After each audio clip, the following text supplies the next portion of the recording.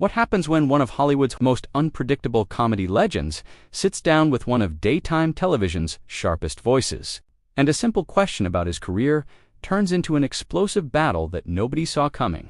This is the moment Chevy Chase walked off The View, and what he said before storming out will leave you speechless. Before we get into this, make sure to hit that subscribe button and drop a comment below telling me what you think about what went down here, because this situation is absolutely wild. The studio audience was buzzing with excitement as Chevy Chase walked onto the set. The veteran comedian, known for his work on Saturday Night Live and films like Caddyshack and National Lampoon's Vacation, settled into his seat at the table. The panel consisted of Whoopi Goldberg, Sarah N., Sunny Hostin, Alyssa Farah Griffin, and of course, Joy Behar. The mood seemed light at first, with Whoopi handling the introductions and the audience applauding warmly. Whoopi started things off with a softball question about his new memoir that had just been released. Chevy smiled and launched into a story about his early days in comedy, talking about the absurdity of his rise to fame. The audience laughed, the hosts nodded along, and everything seemed perfectly pleasant. Sarah asked him about working with some of his famous co-stars, and he delivered a few amusing anecdotes that had everyone smiling. Then Joy leaned forward. "So, Chevy, I have to ask, you've had a reputation over the years for being, let's say, difficult to work with. Do you think that reputation is fair, or is it something the media has blown out of proportion?" The audience went quiet. Chevy's smile didn't quite reach his eyes anymore. "Well, Joy, I think that's an interesting way to start a conversation. Do you often invite people on just to insult them, or is this a special occasion?" Joy laughed, but there was an edge to it. "I'm not insulting you. I'm asking about something that's been reported by multiple sources over decades. Bill Murray has talked about fighting with you on set. Community creator Dan Harmon spoke about issues during your time on that show. These aren't things I'm making up." "You're right. You're not making them up," Chevy said, his tone cooling. "But you are choosing to focus on them within the first 5 minutes of this interview. I've been in this business for 50 years. I've made people laugh for 50 years. And you want to talk about gossip and rumors from disgruntled people who couldn't take a joke?" Whoopi tried to interject. "I think what Joy is getting at is that your book touches on some of these relationships, and she's curious about your perspective now." "Looking back, my perspective is that comedy is not a safe space," Chevy said, turning to Whoopi, but clearly still heated. "When I was on SNL, we pushed boundaries. We said things that made people uncomfortable. That was the entire point. Now everyone wants to dissect every interaction through this modern lens of, did everyone feel good? Was everyone nice? Did we all hold hands and sing together afterwards? That's not comedy. That's therapy." Joy jumped back in. "There's a difference between pushing boundaries in comedy and being unkind to the people you work with. You can be funny without being cruel. Plenty of comedians manage to do it." "Oh, really?" Chevy leaned back in his chair, arms crossed. "And who are these perfect comedians you're referring to? Because I'd love to meet them. Every comedian I know, the good ones anyway, the ones who actually made people laugh until they couldn't breathe, every single one of them has been called difficult, or mean, or problematic, or whatever the word of the day is. George Carlin was called offensive. Richard Pryor was called dangerous. Joan Rivers was called vicious, but they were geniuses." "Joan Rivers is actually a perfect example," Joy said, her voice rising slightly. "She was sharp, she was cutting, but the people who worked with her consistently said she was professional and kind behind the scenes. You can be edgy in your work without treating people around you poorly. That's the distinction I'm making." "You didn't know Joan?" Chevy said flatly. "I did, and trust me, she could be just as difficult as anyone else when the situation called for it. The difference is, people choose who they want to canonize and who they want to tear down, and right now, I'm apparently in the tear-down category." Sunny Hostin spoke up for the first time. "Chevy, I don't think anyone is trying to tear you down. But you have to admit that when multiple people over multiple decades say similar things, there might be something worth examining there. That's not gossip, that's a pattern." "A pattern," Chevy repeated, shaking his head. "Let me tell you about patterns. The pattern I see is that anyone who refuses to apologize for who they are, anyone who doesn't get on their knees and beg forgiveness for not being perfect, gets destroyed. And I'm not going to do that. I'm not going to sit here and flagellate myself for your entertainment." "Nobody's asking you to flagellate yourself," Joy said. We're asking you to take some accountability. Do you think you've ever treated anyone poorly on a set? Simple question. Do you think you've ever treated anyone poorly at this table? Chevy shot back. Because I could probably find some people who'd say yes to that too. Should we spend the rest of this segment talking about every time you've been sharp with a guest or dismissive of someone's opinion? Or is this standard only applied to me? The audience gasped audibly. Joy's face flushed. That's completely different, and you know it. I'm a talk show host, having conversations. You're talking about allegedly creating hostile work environments. Allegedly, Chevy said. That's a fun word.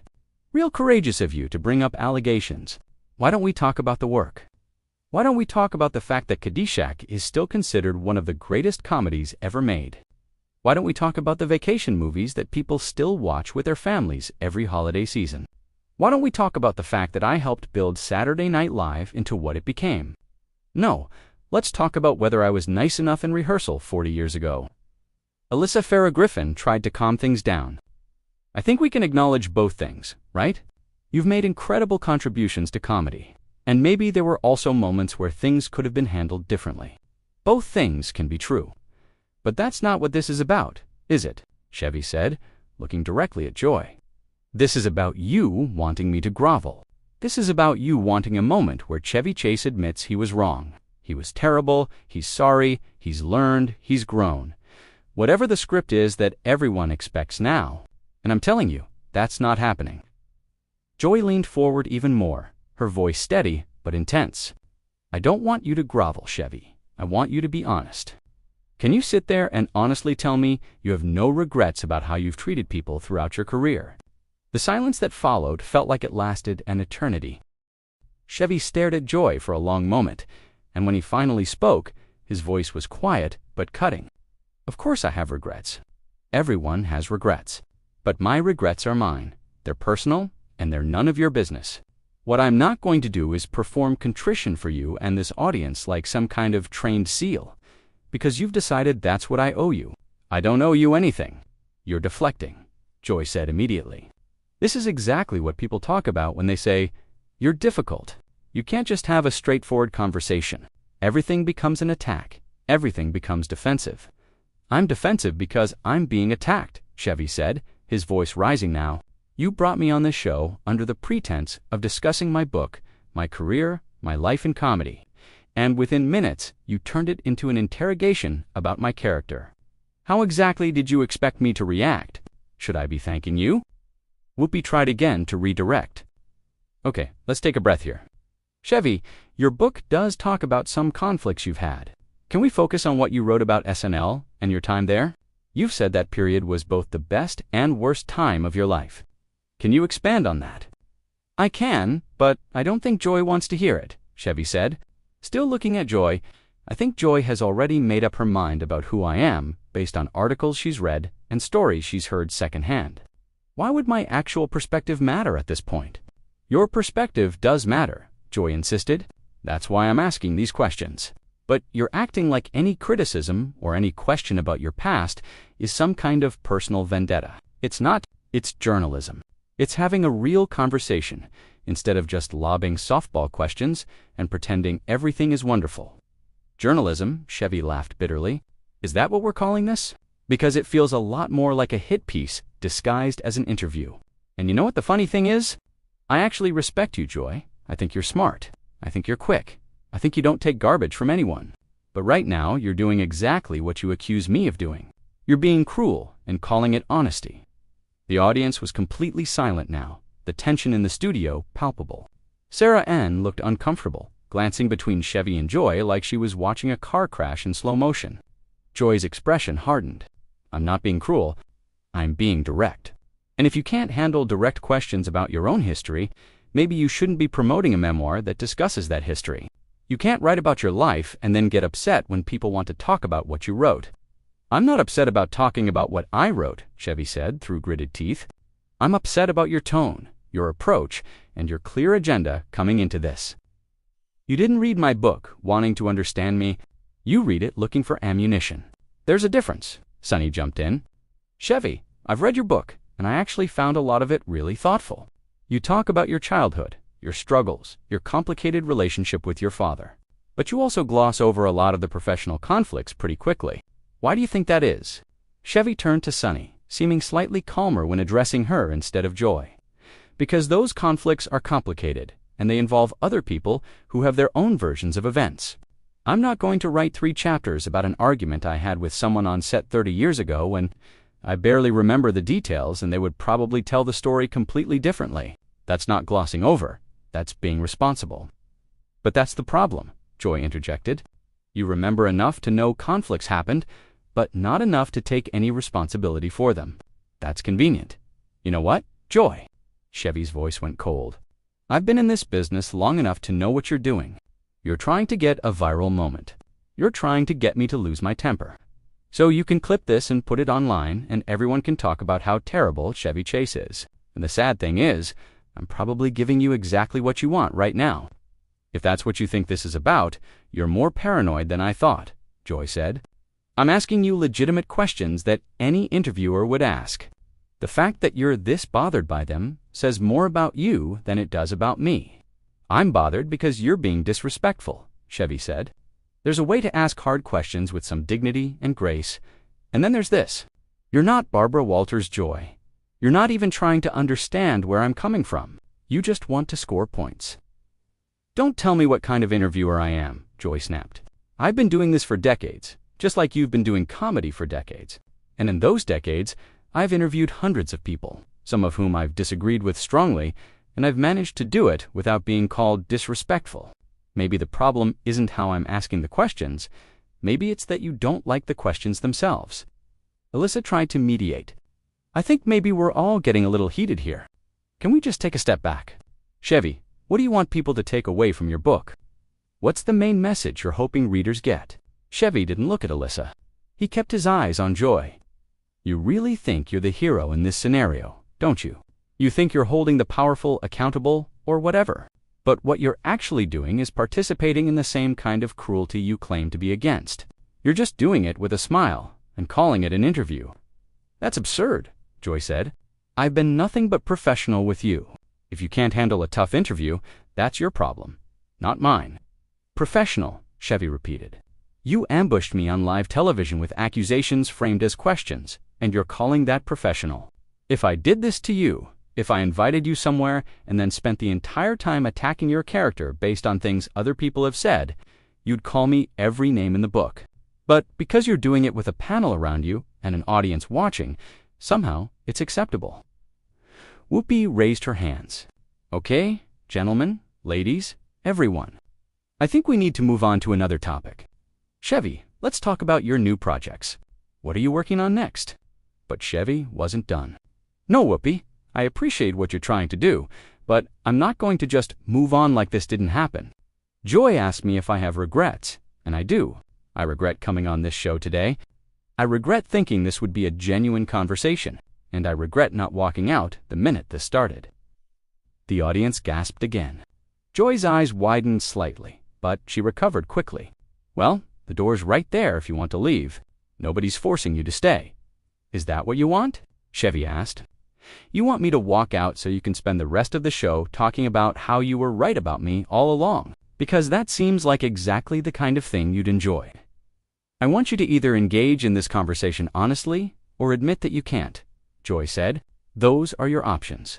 What I don't want is this victim routine where you act like you're being persecuted for being asked basic questions about your public history.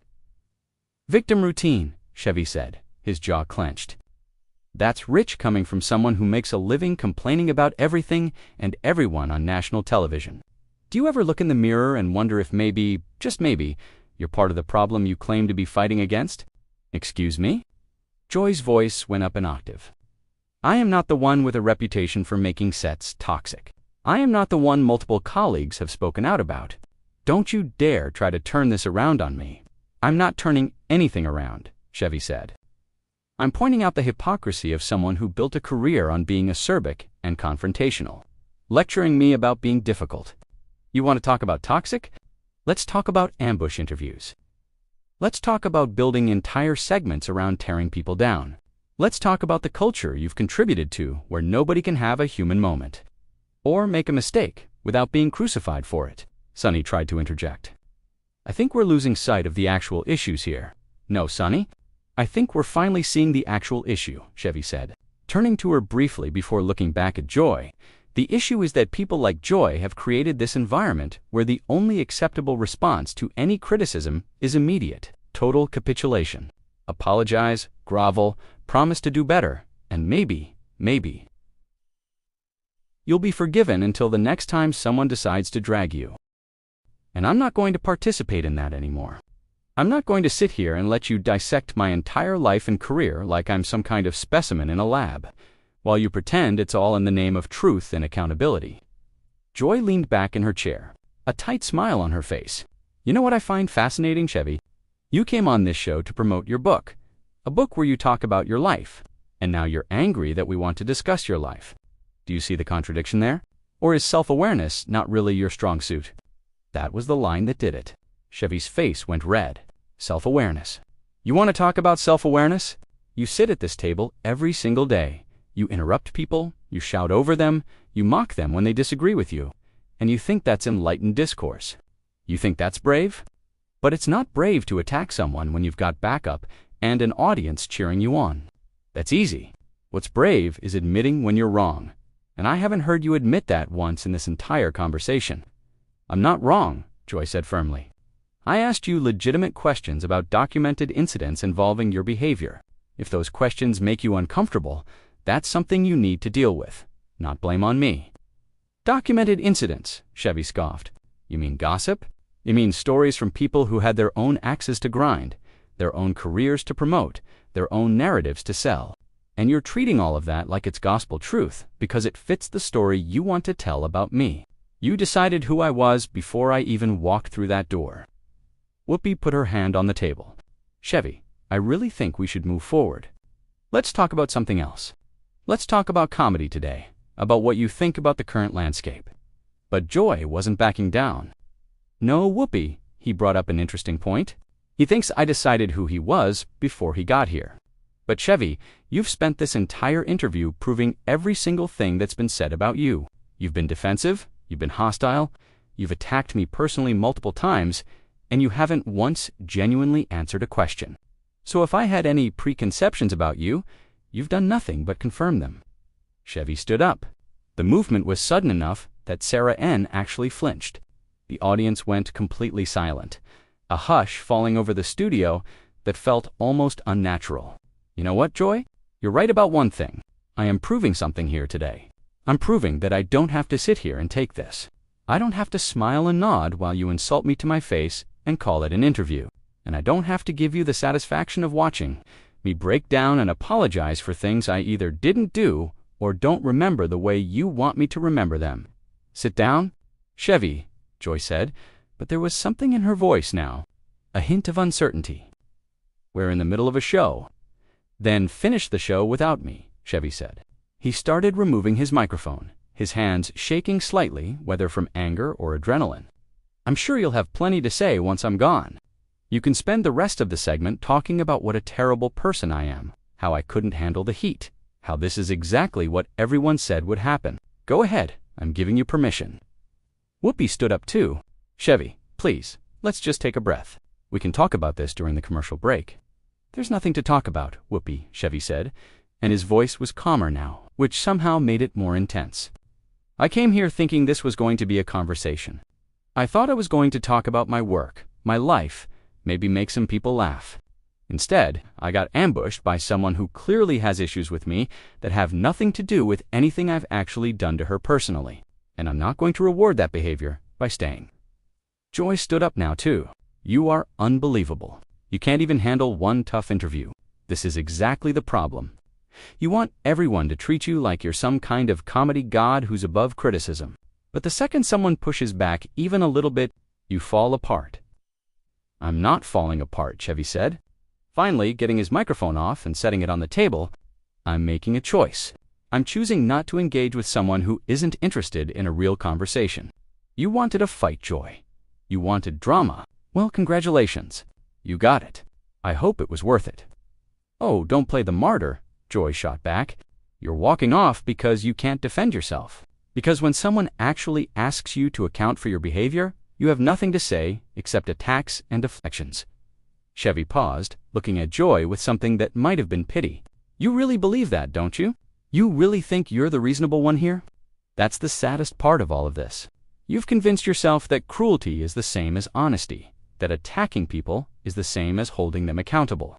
And the worst part is, people buy it. They watch shows like this and they think this is what discourse looks like. This is what conversation looks like.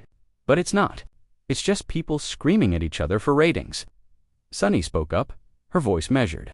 Chevy, I don't think anyone here is trying to be cruel.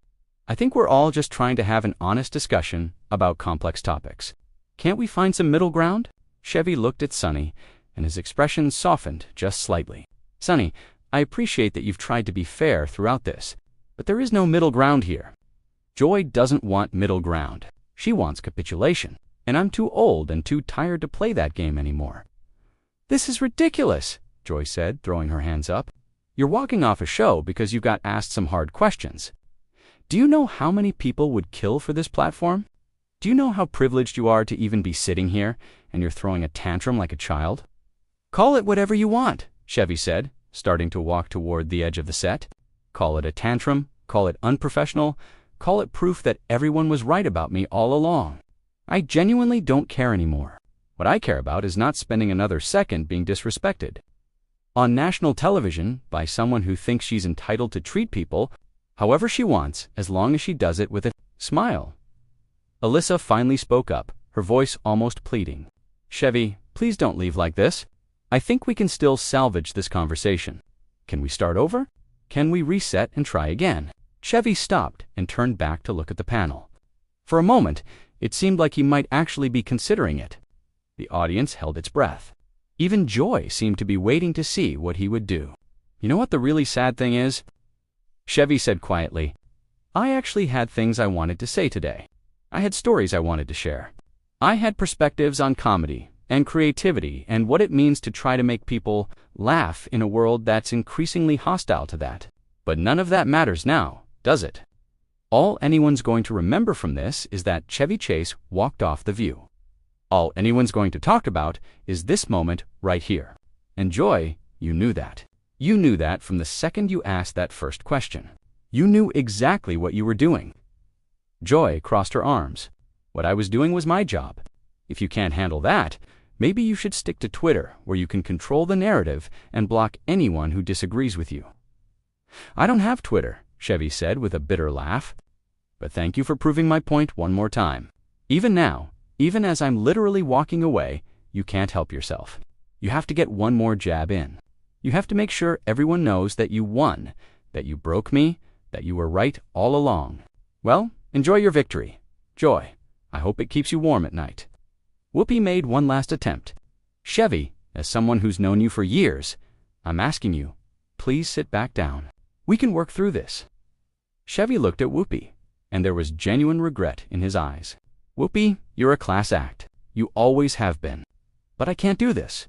I can't sit at a table with someone who fundamentally doesn't respect me and pretend like everything's okay. I've spent too much of my life doing that, and I'm done. I'm really, truly done. And with that, Chevy Chase walked off the set of The View. The cameras followed him as he disappeared into the wings, the audience sitting in stunned silence. Joy sat back down, shaking her head. Sunny and Sarah looked at each other, clearly unsure what to say. Alyssa stared at her notes. Whoopi took a deep breath and turned to the camera. Well, Whoopi said, her voice steady despite the chaos, that happened. We're going to take a quick break, and when we come back, we'll continue our discussion. Stay with us. As the show cut to commercial, Joy leaned back in her chair, and though the cameras were off, her expression was unreadable. The other hosts began talking quietly among themselves, but Joy remained silent, staring at the empty seat where Chevy Chase had been sitting just moments before. So there you have it, one of the most explosive interviews in recent talk show history. A moment where two strong personalities collided, and neither one was willing to back down. Was Joy out of line with her questions, or was Chevy unable to handle legitimate criticism? Should he have stayed and tried to work through the conflict, or was walking off the only way to maintain his dignity? Drop a comment below and let me know what you think. Who was in the wrong here? And make sure to subscribe because we break down moments like this all the time. And trust me, you don't want to miss what's coming next.